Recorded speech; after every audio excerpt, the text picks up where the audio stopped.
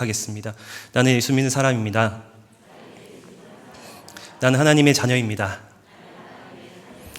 오늘은 창세기 32장 24절에서 32절 말씀으로 야곱에서 이스라엘로라는 제목으로 말씀을 전하겠습니다. 우리가 성경에서 보통 본받고 싶은 인물이라고 하면, 특히 창세기에 등장하는 인물이라고 한다면 우리는 보통 아브라함 또는 이삭을 생각할 것입니다. 또 요셉도 생각하겠죠. 아브라함은 믿음의 조상으로 유명하고요. 이삭은 거부가 된 사람으로 유명하고요. 또 요셉은 아시다시피 자녀들의 기도 제목에 요셉과 같은 사람이 되기를 바라는 기도 제목은 항상 빠지지 않습니다. 그런데 야곱이라고 하면 어떻습니까? 야곱하면 사실 자녀들이 야곱과 같은 사람이 되게 하옵소서라고 기도하시는 분들은 잘 없을 것입니다. 왜냐하면 야곱에 대한 이미지가 사실 성경에도 그럴 수 있지만 우리 신자 사이에도 그렇게 본받고 싶은 이미지는 아닌 것 같아요. 야곱은 형을 속이고 아버지를 속이고 삼촌 라반도 속였고 축복을 빼앗아간 아주 약삭빠른 사람, 그로 인해 험난한 세월을 보내었던 사람으로 우리가 인식하고 있기 때문에 더욱 야곱과 같은 사람이 뭔가 되고자 하는 사람은 잘 없을 것입니다. 그럼에도 저는 이 시간 이 야곱의 이야기를 저와 여러분들에게 함께 전하고자 하고요. 유독 저에게 이 야곱에 대한 관심이 자꾸만 생기게 되는 이유가 있다면 바로 우리가 그처럼 본받고 싶지 않은 야곱, 너무도 그의 인생이 험난해서 닮고 싶지 않은 그 야곱의 그 모습이 사실상 저희들의 모습과 너무나도 닮아 있기 때문입니다. 야곱에 관하여 묵상하면 할수록 그의 성품과 그 모습 속에 나의 모습이 보이는 겁니다. 하나님을 믿는다고 하지만 여전히 내 고집과 내 죄성대로 따라가며 살아가는 그 야곱의 모습은 실제 우리의 모습 속에, 우리의 삶 속에도 일어나고 있기 때문이죠. 그런 의미에서 오늘 우리가 나누게 될 야곱의 씨름 장면은 우리에게 있어 참 중요한 사건이라고 볼 수 있습니다. 왜냐하면 이 사건을 통해 야곱은 크게 하나님을 경험했고 그의 정체성을 변화시키는 전환점을 가져오게 되었기 때문이죠. 마찬가지로 우리 역시 하나님을 믿는 사람들이라면 언제나 이러한 사건이 우리에게 일어나길 갈망하고 있을 것입니다. 저는 야곱을 이스라엘로 바꾸신 그 살아계신 하나님, 오늘 성경에서 말씀하신 하나님이 바로 오늘 우리 사랑하는 성도님들이 함께 만나는, 함께 경험하는 그런 은혜가 있길 간절히 소원합니다. 오늘 우리가 읽은 본문은 사실 그 전에 야곱이 어떤 일을 겪었는지를 잘 이해해야 또 야곱이 이제 씨름한 오늘의 사건을 이제 더 분명하게 이해할 수 있는데요. 그래서 이제 그 전 이야기를 쭉 하면서 오늘의 본문을 이제 들어갔으면 좋겠습니다. 32장의 본문은 야곱은요, 삼촌 라반의 집을 이제 떠나서 이제 에서에게로 지금 가는 장면입니다. 야곱은 벌써 40년의 세월이 흘렀습니다. 아버지의 집에서 20년, 이제 삼촌 라반의 집에서 20년을 살고 지금 떠나고 있습니다. 그리고 이제 그의 인생에서 가장 넘어야 할 큰 산이 기다리고 있죠. 그 큰 산이 뭡니까? 형 에서입니다. 에서는 야곱에게 있어 가장 큰 두려움의 대상이었습니다. 야곱이 자기의 그 친척, 아버지의 집, 사랑하는 어머니 리브가의 그 품을 떠날 수밖에 없었던 가장 큰 원인은 에서였죠. 더구나 라반의 집에서 20년간 그토록 고생하면서도 자기 고향으로 돌아갈 수 없었던 그 이유 역시 에서 때문이었습니다. 즉 야곱이 그렇게 생각하는 그 에서는요, 말 그대로 두려움의 대명사였습니다. 그런데 이런 두려움을 20년간 간직한 야곱에게 하나님이 찾아오셔서 말씀하시죠. 지금 일어나 이곳을 떠나 고향으로 돌아가라. 그래야 야곱은 자신의 가족들과 소유를 데리고 고향으로 떠납니다. 그러나 야곱의 두려움은 여전했어요. 그가 하나님의 약속을 믿고 떠나긴 했지만 전적으로 하나님을 신뢰하진 못했습니다. 이런 야곱을 하나님은 아셨고 그에게 천사를 보내시죠. 바로 창세기 32장 1절에서 2절 말씀입니다. 제가 읽겠습니다. 야곱이 길을 가는데 하나님의 사자들이 그를 만난지라. 야곱이 그들을 볼 때 이르기를 이는 하나님의 군대라 하고 그 땅 이름을 마하나임이라 하였더라.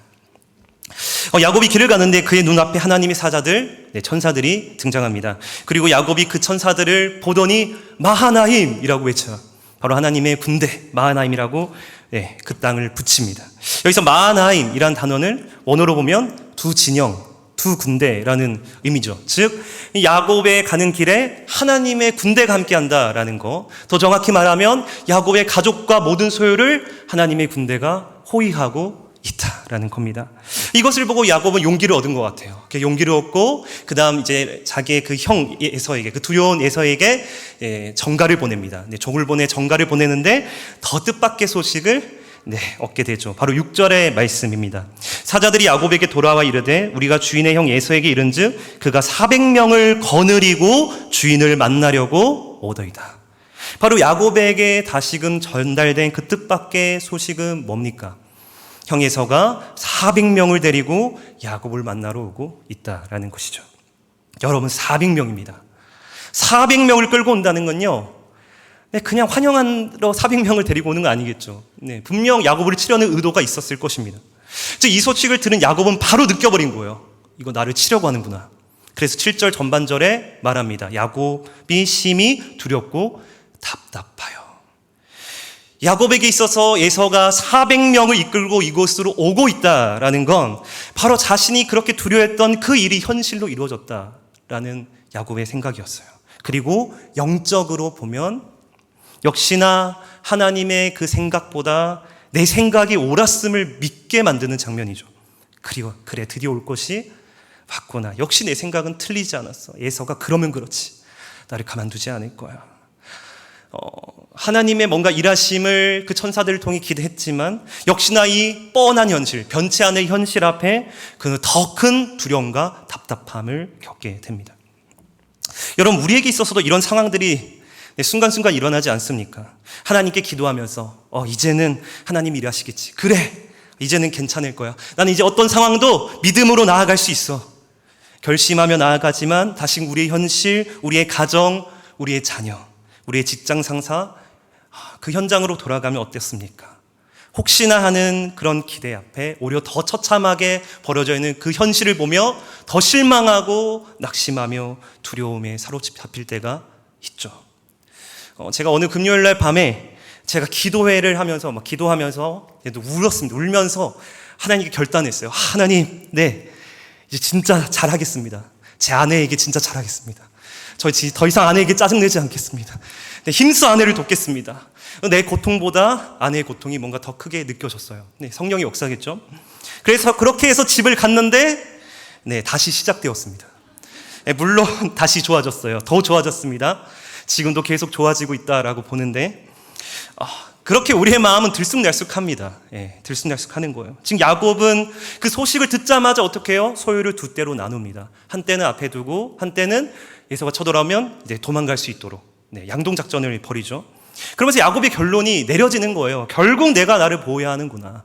결국 내 문제는 내가 해결해야 하는구나. 보통 방황하는 청소년들을 보면 방황에 여러 가지 이유가 있겠지만 그런 거잖아요. 정작 내가 힘들 때 정작 내 옆에 없었어요. 부모님도 없었고 선생님도 없었고 아무 어른도 없었어요. 그러니까 다 쓸데없다라는 거예요. 결국 내 인생 나 혼자 살아야지. 주위 사람 믿어봤자 상처만 받고 무슨 소용 있겠어 라고 이제 어린 나이에 그렇게 판단해 버리죠. 물론 제3자의 입장, 우리 어른의 시선으로 보면 너무나도 미숙하고 연약한 판단으로 보이겠지만 그 아이에겐 그것이 현실인 거예요. 우리에게도 그것이 현실인 거예요. 야곱 역시 그렇게 생각했을 겁니다. 그런데 야곱은 방황하는 청소년에서 뭔가 한 단계 뭔가 자라난 성인과 같은 태도를 보이는 듯합니다. 오늘 말씀 보면 야곱은 하나님께 기도해요. 바로 9절에서 12절 말씀 제가 읽겠습니다. 야곱이 또 이르되 내 조부 아브라함의 하나님, 내 아버지 이삭의 하나님 여호와여, 주께서 전에 내게 명하시기를 내 고향 내 족속에게로 돌아가라. 내가 내게 은혜를 베풀리라 하셨나이다. 나는 주께서 주의 종에게 베푸신 모든 은총과 모든 진실하심을 조금도 감당할 수 없사오나 내가 내 지팡이만 가지고 이 요단을 건넜더니 지금은 두 때나 이루었나이다. 내가 주께 간구하노니 내 형의 손에서 예수의 손에서 나를 건져내시옵소서. 내가 그를 두려워함은 그가 와서 나와 내 처자들을 칠까 겁이 나기 때문이니이다. 주께서 말씀하시기를 내가 반드시 내게 은혜를 베풀어 내 씨로 바다에 셀 수 없는 모래와 같이 많게 하리라 하셨나이다. 아멘. 여러분, 이 야곱의 기도를 들으시면서 어떤 생각이 드세요? 야곱의 기도가 정말 진실된 기도로 들려지십니까? 아니면 뭔가 이 상황을 모면하기 위한 방법 중 하나로만 들려지십니까? 사실 이 야곱의 기도는 놀라운 장면입니다. 왜냐하면 창세기 28장부터 이제 보면 야곱이 베델에서 하나님을 만나잖아요. 근데 그 하나님을 만난 사건 이후로요, 야곱이 하나님을 찾는 모습, 뭔가 기도하는 모습은 사실 한 번도 등장하지 않습니다. 그런데 지금 32장 와서 야곱은 하나님께 기도합니다. 그것도 간절히 기도하죠. 여러분, 야곱이 지금까지 자신의 그 머리를 믿고 살았던 그 야곱, 꾀가 많았던 그 야곱이 왜 지금만큼 하나님을 그렇게 간절히 찾았을까요? 물론 자세히 모르겠습니다. 왜 그런지 모르겠어요. 그러나 분명한 건 하나님은 계속해서 야곱에게 찾아오셨고, 야곱 역시 다른 건 몰라도 이 에서의 문제만큼은 내 머리와 힘으로 될 수 없다라는 것을 알았던 것 같습니다. 그런 의미에서 보면 이 야곱의 기도는 진실된 기도입니다. 그러나 야곱이 여전히 전적으로 하나님을 신뢰하지 않았다, 이 기도가 의심된다라고 생각할 수밖에 없는 이유가 그 후에 등장해요. 그 후에 뭔가 야곱이 행하고 20절에 야곱이 이렇게 말합니다. 20절 하반절입니다. 이는 야곱이 말하기를 내가 내 앞에 보내는 예물로 형의 감정을 푼 후에 대면하면 형이 혹시 나를 받아주리라 함이었더라. 여러분, 이게 무슨 말씀이죠? 야곱은 기도한 후에 바로 즉각적으로 어떤 액션을 취하냐면 형에게 선물을 보내요. 무려 550마리나 되는 그 가축들을 한 번에 보내지 않고 머리를 쓰는 거죠. 떼를 나눠요. 8떼를 나눠서 한 떼씩 간격을 두어 보냅니다. 우리가 레스토랑에 가면 코스 요리라는 게 있잖아요. 보통 6차례, 많게는 10차례 이렇게 계속 등장하지 않습니까? 그러면서 우리 기대치와 만족감을 충족시켜 주잖아요. 야곱도 그런 식으로 지금 에서의 마음을 그것으로 풀려고 하는 것입니다. 물론 그가 나름 에서와 뭔가 화해를 이루려는 그 시도 자체가 나쁘다라고 볼 수는 없어요. 우리도 말하잖아요. 기도만 하면 되겠냐? 기도도 해야겠지만 그에 따른 전략과 방법도 행해야 된다. 우리가 보통 말하지 않습니까? 그게 잘못된 건 아닙니다. 그런데 문제는 뭡니까? 야곱은 이것으로 형의 화를 풀 수 있다, 이것이 형의 화를 풀 수 있는 열쇠라고 생각했다는 겁니다. 바로 야곱이 종에게 이렇게 말했죠. 20절 다시 내가 읽으면 내가 내 앞에 보내는 예물로 형의 감정을 푼 후에, 나의 그 예물로 푼 후에 형이 혹시 나를 받아주리라. 이 예물이 형의 감정을 풀어줄 수 있는 열쇠라고 야곱은 생각했습니다.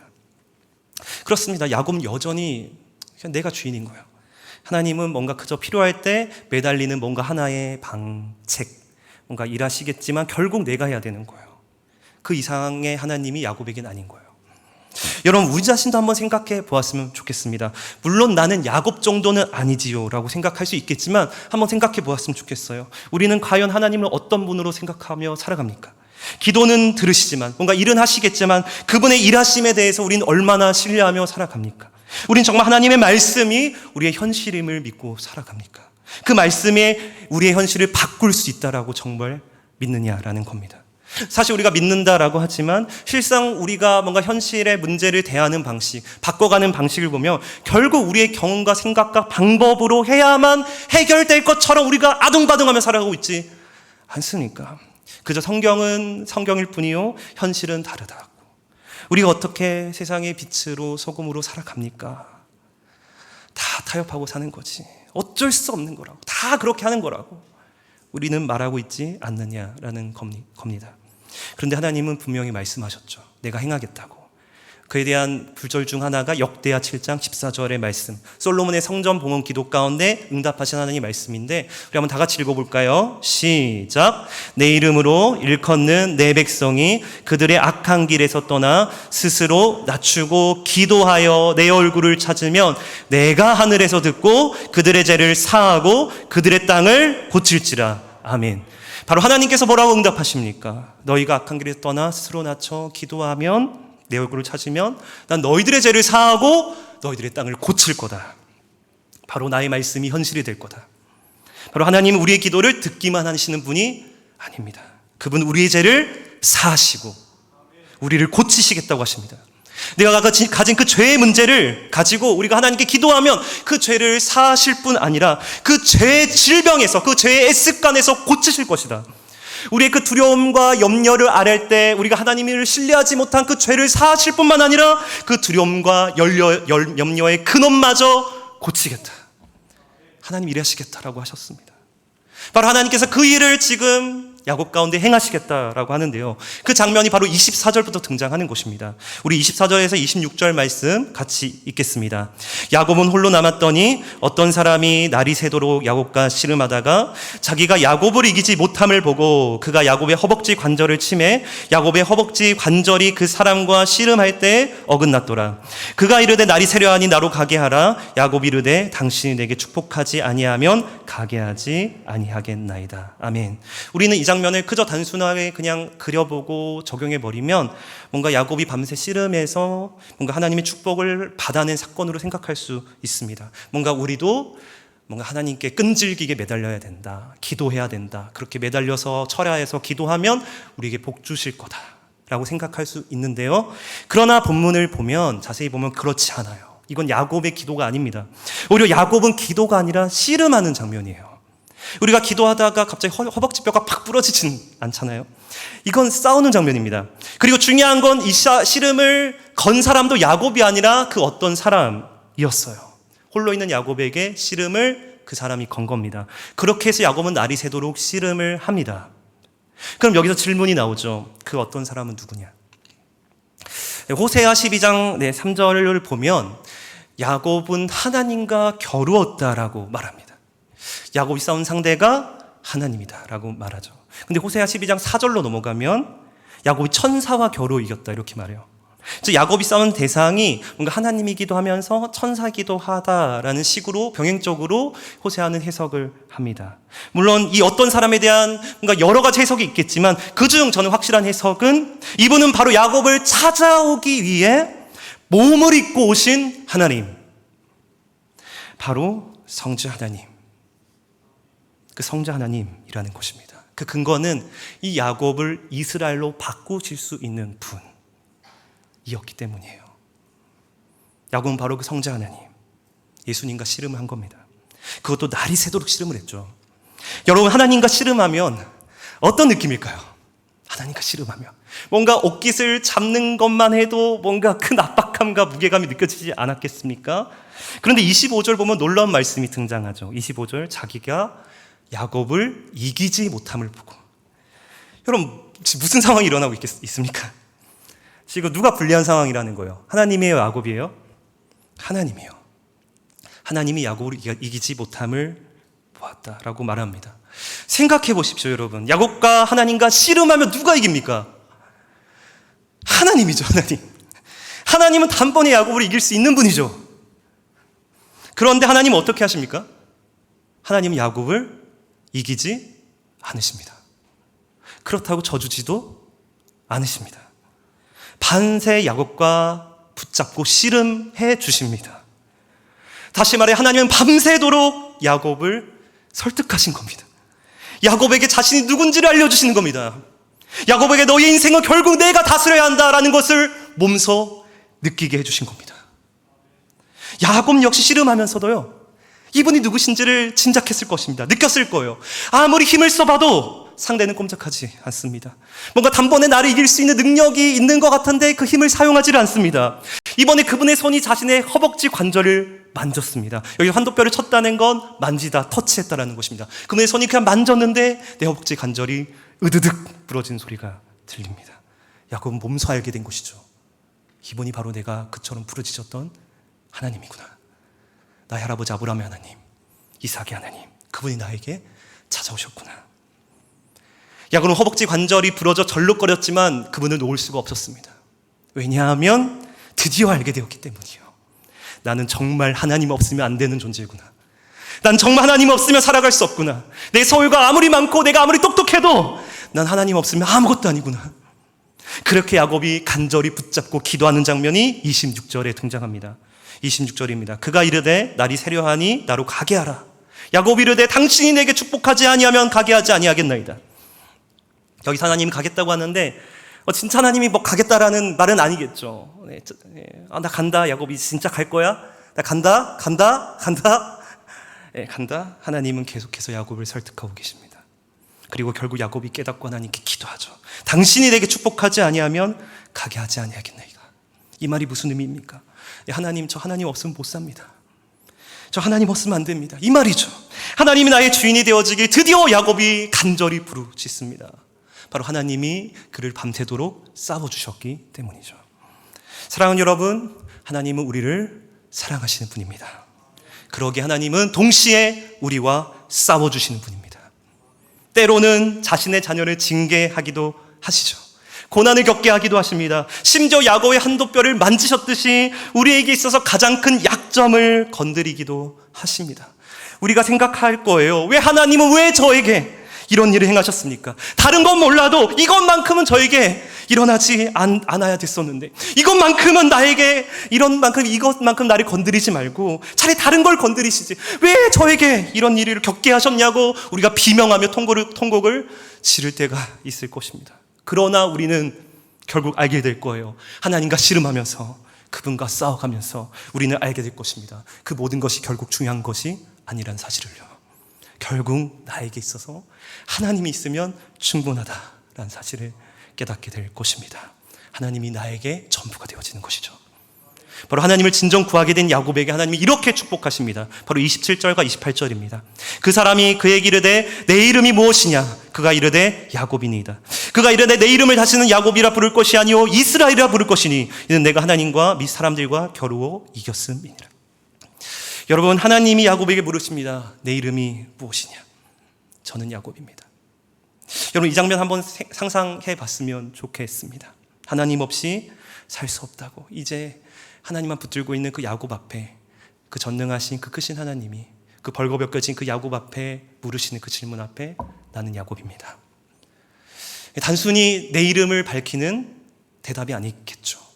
어쩌면 자신의 그 존재를 고백하는 야곱의 모습이겠죠. 하나님, 저는 야곱입니다. 야곱은 붙잡다라는 말도 있지만 속이는 자라는 거죠. 야곱은 속이는 자였습니다. 형을 속였고 아빠를 속였고 라반을 속였고 소유를 빼앗았던 그것이 야곱의 인생이었죠. 야곱은 그것을 고백하고 있습니다. 하나님, 저는 야곱입니다. 저는 사기꾼입니다. 저는 교만한 자입니다. 저는 죄인입니다. 그런데 이런 야곱을 향해 하나님이 선언하십니다. 너는 더 이상 야곱이 아니다. 너는 이스라엘이다. 내가 너를 그렇게 정했고 이제 이것이 사실이다.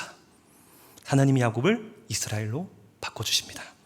사랑하는 여러분, 우리는 야곱입니까? 이스라엘입니까? 우리의 행위를 본다면 우린 다 야곱입니다. 우린 다 야곱의 정체성을 가진 듯 보입니다. 우린 내 인생을 여전히 내 것으로 살아가는 것처럼 보이는 죄인입니다. 그런데 성경은 말합니다. 너희가 그리스도 안에 있으면 너희는 더 이상 야곱이 아닌 이스라엘이다. 로마서 9장에서 10장의 말씀을 보면 유대인이나 헬라인이나 이방인이나 어느 누구도 그리스도 안에 있다면 너희가 바로 영적인 이스라엘이다. 여러분, 나의 상황과 감정이 아닌 이 사실을 주목하십시오. 그리고 믿으십시오. 나는 영적인 이스라엘이다. 나는 하나님께 속한 자다. 믿으시길 소망합니다. 그렇다면 여기서 이스라엘이란 이름의 뜻은 무엇입니까? 이스라엘은 원어로 보면 하나님이 다스리신다, 하나님이 통치하신다 라는 의미예요. 이것을 창세기 저자는 야곱이 하나님과 겨루어 이겼다라고 풉니다. 즉 이스라엘이라는 이 이름을 저는 이렇게 정리하고 싶습니다. 하나님의 다스림을 받는 자가 결국 이긴 자요 승리자다. 아무리 소유가 많고 똑똑해도 그것이 물론 우리에게 중요하지만 그것이 우리의 승리를 보장하지 않는다는 겁니다. 왜냐하면 그 모든 걸 가진 야곱 역시 벌벌 떨었어요. 즉 우리의 승리의 키는 하나님께 달려있다. 하나님의 다스림을 받는 자, 끝까지 하나님께 속하여 있는 자가 승리자다라는 겁니다. 그럼 그 엄청난 승리, 그 엄청난 승리의 복을 누가 이뤄냈습니까? 우리가 뭔가 하나님과 싸워서 이겨냈습니까? 그것이 아니죠. 우리 대신 싸워주신 분이 등장합니다. 우리 대신 하나님의 모든 심판과 두려움에 싸워 이기신 분이 수천 년 후에 등장합니다. 그분이 누구십니까? 로마서 3장 25절의 말씀입니다. 이 예수를 하나님이 그의 피로써 믿음으로 말미암는 화목제물로 세우셨으니 이 하나님께서 길이 참으신 중에 전에 지은 죄를 간과하심으로 자기의 의로우심을 나타내려 하심이니. 바로 하나님이 예수 그리스도를 이 땅에 보내셔서 화목제물로 삼으십니다. 바로 예수 그리스도가 화목제물이 되셔서 그 하나님의 그 영원하신 진노와 심판을 우리 대신 싸우시고 받아내심으로 그 모든 진노가 간과되었다, 누그러졌다라고 바울은 말합니다. 즉 예수님의 화목제물 되심은 단순히 나와 하나님을 뭔가 화목하게 했다라는 의미에서 끝나지 않죠. 바로 예수 그리스도가 십자가에서 온몸으로 우리가 받아내야 할 하나님의 모든 진노와 심판을 대신 싸우시고 받아내심으로, 죽으심으로 정말 그 모든 진노를 없애시고 부활하셨죠. 부활하셨다는 것, 그 모든 진노를 이기셨다는 거예요. 싸워 이기셨다는 거예요. 부활하심으로 그 승리를 입증하셨다는 거예요. 그러므로 죄인으로서 그분은 죽은 자, 실패자가 아니라 오히려 그분은 의인이시며 그 모든 진노와 심판을 이긴 자로서 우리에게 찾아오십니다. 즉 오늘도 우리가 야곱이 아닌 이스라엘로, 죄에 속한 자가 아니요 하나님께 속한 자로서 오늘도 하나님의 다스림을 승리할 수 있는 이유는 바로 우리 대신 하나님의 진노와 심판과 두려움에서 싸워 이기신 예수 그리스도, 그분이 우리와 함께 하시기 때문입니다.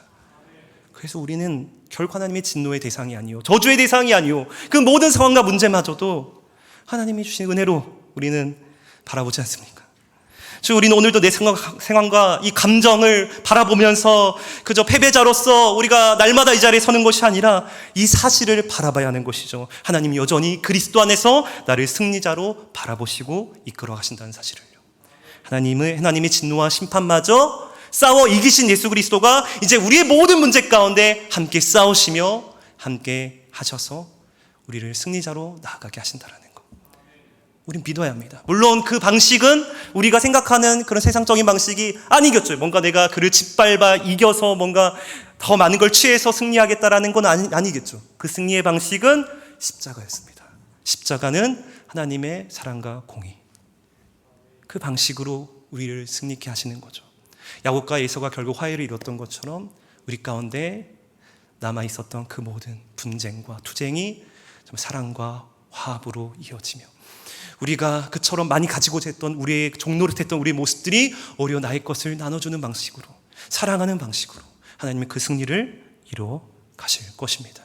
말씀을 정리하고자 합니다. 하나님을 만난 야곱에서 이스라엘로 변화된 야곱의 모습, 그건 어떻습니까? 그 결과는 뭔가 우리가 소위 세상에 말하는 멋지고 화려한 그 모습이 아닙니다. 31절에 보면 야곱은 그의 허벅다리로 말미암아 절었다라고 합니다. 즉 야곱의 절뚝거림은 하나님을 만남으로 생긴 육체의 가시처럼, 약점처럼 그가 남아있게 되죠. 야곱은 하나님을 만난 이후에도 평생 절뚝거리게 됩니다. 비가 오면 아팠을 거예요. 일어서고 설 때마다 욱신거렸을 것이며 뛰고 싶어도 뛰지 못하는 불편함을 느꼈을 것입니다. 그런데 그의 절뚝거림은 불편함과 동시에 평생토록 야복강 나루에서 만난 하나님, 자신을 야곱에서 이스라엘로 바꿔주신 하나님을 평생토록 기억하게 만드는 흔적이 됩니다. 야곱이 다시금 야곱으로 돌아가려고 할 때 자신은 더 이상 야곱이 아니요 이스라엘임을 보게 해주는 표지가 되었을 것입니다. 사랑하는 여러분, 우리도 저와 우리 역시 이러한 절뚝거림이 있을 것입니다. 하나님이 우리를 만나주시는 과정 속에 생긴 절뚝거림이 분명 있을 거예요. 그리고 그것은 분명 우리를 계속 찌를 겁니다.